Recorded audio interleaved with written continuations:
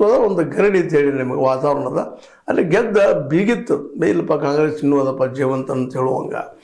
ಆದರೆ ಈ ಸಲ ಹಂಗೆ ಆಗ್ತದೆ ಅನ್ನೋಂಥ ಪ್ರಶ್ನಾವಳಿಗಳು ಅಲ್ಲಿ ಕೇಳಿ ಬರ್ತಾ ಇದ್ದಾವೆ. ಇನ್ನು ಇದೇ ಕಾಲಕ್ಕೆ ಇಂಥದ್ದು ಪ್ರಸಂಗ ಈಗ ಈ ನಮ್ಮ ದಾವಣಗೆರೆ ದಕ್ಷಿಣದಲ್ಲೂ ಆಗ್ತಾಯಿದೆ. ಈಗ ನಿಮ್ಗೆ ಗೊತ್ತದ ಶಾಮೂರು ಶಿವಶಂಕರಪ್ಪನವರು ಅಲ್ಲಿಯ MLAಗಳು ಅವ್ರು ತೀರಿ ಹೋಗಿದ್ದಾರೆ. ಇವತ್ತು ಅವ್ರ ಮಕ್ಕಳಲ್ಲೇ ಯಾರು ಮುಂದೆ ಬರ್ತಾ ಇಲ್ಲ ನಿಲ್ಲೋದಕ್ಕಂತ ಕೆಲವೊಬ್ರು ಅಂತಾರೆ. ಇಲ್ಲ ಅವರಲ್ಲಿ ತಿಕ್ಕಾಟ ಅಂತ ಹೇಳ್ತಾರೆ. ಆ ಕುಟುಂಬದಲ್ಲಿ ಏನೇನೋ ಮಾತಾಡ್ತಾರೆ. ಯಾಕಂದ್ರೆ ಲೋಕೋ ಭಿನ್ನರುಚಿ ತಮಗೆ ಹೆಂಗೆ ಅನಿಸ್ತದ ಆ ರೀತಿಯಾಗಿ ಮಾತಾಡ್ತಾ ಇದ್ದಾರೆ. ಲೋಕೋ ಭಿನ್ನರುಚಿ ಯಾರು ಹೆಂಗೆ ಬೇಕಂಗೆ ಮಾತಾಡ್ತಾರೆ, ಏನು ಅಡ್ಡಿ ಇಲ್ಲ.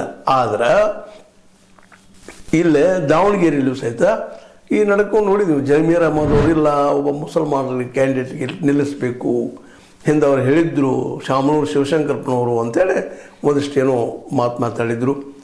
ಅದೇ ಕಾಲಕ್ಕೆ ಇಲ್ಲೇ ಅವ್ರ ಕುಟುಂಬದಲ್ಲೇ ಮಲ್ಲಿಕಾರ್ಜುನ SS ಅವರಾಗಿರ್ಬೋದು, ಇನ್ನೊಬ್ಬ ಮಕ್ಕಳ ಆಗಿರ್ಬೋದು, ತಮ್ಮಗಳಾಗಿರ್ಬೋದು, ಅಲ್ಲೂ ಏನು ನಿಲ್ಲೋದಕ್ಕೆ ಬ್ಯಾಡ್ ಅಂತ ಇದ್ದಾರೆ. ಬಿಸ್ನೆಸ್ ಸಾಕಷ್ಟು ಅದ ನಮ್ಮನ್ನು ನೋಡ್ಕೊಂಡು ಹೋಗೋಣ ಅಂತ ಮಾತಾಡ್ತಾ ಇದ್ದಾರೆ ಅಂತನೂ ಮಾತುಗಳು.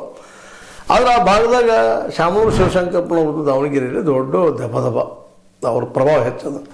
ಅವರ ಸಂಬಂಧಿಕರು ಅದು ಮಗನೋ ಯಾರು ನಿಂತರೆ ಹೆಚ್ಚು ಪ್ರಭಾವ ಆಗ್ತದೆ ಅನ್ನೋದು ಒಂದು ಮಾತು. ಅದಕ್ಕಾಗಿ ಕಾಂಗ್ರೆಸ್ ಅಲ್ಲೇ ಒಂದು ಜೋರ್ದಾರಾಗಿ ತಮ್ಮವ್ರು ನಿಲ್ಲಿಸ್ಬೇಕು ಅಂತದ. ಅದು ದಾವಣಗೆರೆಯಲ್ಲಿ BJP ಎಷ್ಟು ಮಟ್ಟಿಗೆ ಗೆಲ್ತದೆ